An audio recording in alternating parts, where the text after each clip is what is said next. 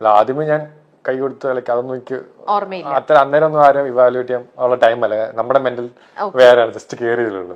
ഇപ്പൊ ഞാൻ കാണുമ്പോ ലൈക്ക് അവളുടെ ഒരു ഫോട്ടോ ഇങ്ങനെ നിൽക്കുന്ന ഒരു ഫോട്ടോ ഉണ്ട്. ഫോട്ടോ കാണുമ്പോഴത്തേനും ഇപ്പൊ ഭയങ്കര ബോൾഡ് അല്ലെങ്കിൽ ഭയങ്കര സ്ട്രോങ് തന്നെയാണ്. Bold in the sense like കുട്ടിത്വമൊന്നും ഇല്ലാത്ത ഭയങ്കര ബോൾഡായിട്ട് സംസാരിക്കുന്നു അങ്ങനെയൊക്കെ.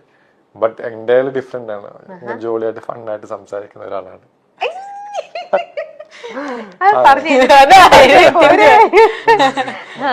ശ്രീതു ഭയങ്കര ഭയങ്കര ഒരു എന്താ പറയാ കുട്ടിത്തം ഭയങ്കരമായിട്ടുള്ള എനിക്ക് പേഴ്സണലി എന്താ പറയാ ഇപ്പം അടുത്ത ആളെ ഉപദ്രവിച്ചിട്ട് അവിടെ കയറി നിക്കണം എന്നൊന്നും ഇല്ല.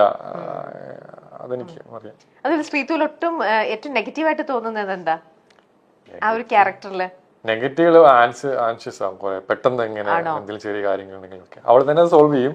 ബട്ട് ചില ആ ഒരു മൊമെന്റില് ടെൻഷൻ ആയിട്ട് അയ്യോ അങ്ങനെ ഇങ്ങനെ പറ്റുന്നില്ല. അങ്ങനെ എത്ര ദിവസം അങ്ങനെ ടൈമിന് പെട്ടെന്ന് ആവും, പിന്നെ അത് പോകും, അന്നേ പോകും. പിന്നെ വെളിയിൽ കാണിക്കില്ല. വെളിയിൽ കാണിച്ചില്ലെങ്കിൽ മറ്റുള്ളവർക്ക് മനസ്സിലാവുന്നുണ്ടല്ലോ. ഇല്ല, അർജുനക്ക് മേ ബി മനസ്സിലായിട്ടോ, പക്ഷെ ഞാൻ കാണിക്കില്ല. ഓക്കെ, മാക്സിമം അങ്ങനെ നിങ്ങളുടെ ലൈഫിലേക്ക് ഏറ്റവും കൂടുതൽ ഇൻഫ്ലുവൻസ് ചെയ്തിട്ടുള്ള ഏതെങ്കിലും ആക്ടേഴ്സോ അല്ലെങ്കിൽ ഇന്നൊരാളുടെ എല്ലാ മൂവീസും ഒരു സ്റ്റഡി മെറ്റീരിയൽ എന്നുള്ള രീതിയിൽ തന്നെ ആണെങ്കിലും അങ്ങനെ ശ്രീതു? എനിക്ക് ഓരോരുത്തരുടെയും ഒന്നൊന്ന് നമ്മൾ കത്തിക്കാന്ന് ഞാൻ വിചാരിക്കുന്നു. ഓരോരുത്തരും ഓരോ ഡിഫറെന്റ് ആയിട്ട് തന്നെ ഉണ്ടാവുമല്ലോ. സോ എനിക്ക് ലൈക്ക് ഓരോരുത്തർ മലയാളം മൂവീസും തമിഴ് മൂവീസും കാണാനും മോസ്റ്റ്ലി തമിഴാണ്. സൂര്യ സാർ വേണമെങ്കിൽ ഞാൻ പറയാം. ഓക്കെ, ഏറ്റവും കൂടുതൽ ഇഷ്ടം. വേറെ എന്തൊക്കെയാണ് നിങ്ങൾ നല്ലൊരു സിനിമയിലേക്ക് അല്ലെങ്കിൽ നല്ലൊരു കഥാപാത്രം ചെയ്യാൻ വേണ്ടിട്ട് നിങ്ങൾ നിങ്ങളെ തന്നെ എന്തൊക്കെ ചെയ്തിട്ടാണ് ട്രെയിൻ ചെയ്തുകൊണ്ടിരിക്കുന്നത്? ഞാൻ ഈ പറയുന്നത് മാത്രം കഥാപാത്രത്തിലേക്ക് ആയിട്ടില്ല, ജസ്റ്റ് അല്ല എന്നാലും നിങ്ങൾ എയിം ചെയ്യുന്നത് അത് തന്നെയാണ്. ഞാനിപ്പോ ചെയ്തുകൊണ്ടിരിക്കുകയാണ് ഒരു മൂവി. അപ്പൊ അതെനിക്ക് ബിഗ് ബോസിൽ നിന്നാണ് വന്ന ഒരു മൂവിയാണ്, ജിത്തു സാറിന്റെ. പറയാൻ പറ്റുമോ? അത് ആസിഫ് അലി അപർണ അവരെല്ലാം ചെയ്യുന്ന ഒരു പടത്തില് ഷൂട്ടിംഗ് കഴിഞ്ഞോ? അല്ല, ഓൺ ഗോയിങ് ആണ്, നടന്നുകൊണ്ടിരിക്കുന്നത്. എനിക്ക് ബ്രേക്കാണ്. അപ്പം അതിലെനിക്ക് ലേണിംഗ് ആണ്, ഫുൾ ലേണിംഗ് ആണ്. അത് അത്ര വലിയ ക്രൂവിന്റെ കൂടെ ചെയ്യുന്നു. ഇതിൽ നിന്ന് ചെയ്തോണ്ട് എനിക്ക് അവിടെ പോകുമ്പോൾ കുറച്ചൊക്കെ അറിയാൻ പറ്റി.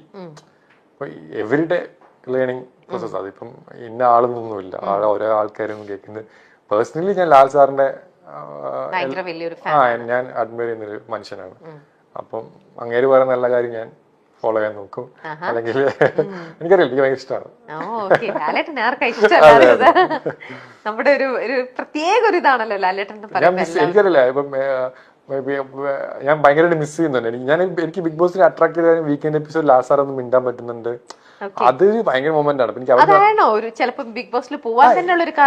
One of the reason Lal sir തന്നെയാണ്. അപ്പം എനിക്കൊരു ഫാൻ ബോയ് അല്ലെങ്കിൽ നമുക്ക് അവിടെ പോയി ലാൽ സാറിന് സംസാരിക്കുക, അല്ലെങ്കിൽ ശാസനം കേൾക്കുക, അല്ലെങ്കിൽ തമാശ പറയുക, ചിരിക്കുക, അതൊക്കെ എത്ര പേർക്ക് കിട്ടും? അല്ലെങ്കിൽ അങ്ങനത്തെ ഒരു ഞാൻ കൂടെ വർക്ക് ചെയ്തപ്പോൾ എനിക്ക് അത്ര കിട്ടുമെന്ന് എനിക്കറിയില്ല. പിന്നെ 100 ദിവസം കഴിഞ്ഞിട്ട് പിന്നെ വീക്കെൻഡ് സാറ്റർഡേ സൺഡേ ഒക്കെ ആ സമയമാകുമ്പോഴത്തേനും ഇതില്ല, ലാൽ സാറിനെ കാണാൻ പറ്റുന്നില്ല, സംസാരിക്കാൻ പറ്റുന്നില്ല. ഈവൻ ബിഗ് ബോസിന്റെ സൗണ്ട് ഒക്കെ ഞാൻ പേഴ്സണലി മിസ് ചെയ്തിട്ടുണ്ടായിരുന്നു. ലാലേട്ടന്റെ ചീത്ത കിട്ടിയോ? ഇല്ല, എനിക്ക് അങ്ങനെ കിട്ടിയിട്ടില്ല. പറഞ്ഞിട്ടില്ല. എന്തെങ്കിലും കാര്യത്തിൽ അപ്രീസിയേഷൻ കിട്ടിയോ? അതുണ്ട്. ലാൽ സാറ് കുറെ അപ്രീഷിയേറ്റ് ചെയ്യാണ്ട് തന്നെ. ഞാൻ എനിക്ക് വിഷുവിന്റെ സമയത്ത് എനിക്ക് പനിയാന്ന് പറയുമ്പോ എന്റെ ഇവിടെയൊക്കെ തൊട്ടൊക്കെ നോക്കി കൂടി. എനിക്കതൊക്കെ ഭയങ്കര വലിയ കാര്യമാണ്. ഇപ്പം ഇതിപ്പം റിലേറ്റ് ചെയ്യാൻ പറ്റും എല്ലാവർക്കും. ഇപ്പൊ നമ്മൾ അത്രയും അഡ്മയർ ചെയ്യുന്ന ഒരു മനുഷ്യൻ വന്നിട്ട് നമ്മൾ അത്രയും പാമ്പർ ചെയ്യുമ്പോഴത്തേക്കിന് അതിനേറ്റ ബെസ്റ്റ്. അപ്പൊ പനി വന്നത് തന്നെ നല്ലതെന്ന് തോന്നിയിട്ടുണ്ടാവും അല്ലേ? എനിക്കൊന്നും പറയാനും പറ്റുന്നില്ല. ആൾക്കാർ നോക്കി മോനെന്ന് വിളിക്കുമ്പോ തന്നെ നമുക്ക് അങ്ങനെ ആ ഒരു വിളി കേൾക്കുമ്പോ തന്നെ നമ്മള് ഇല്ലാതാവും.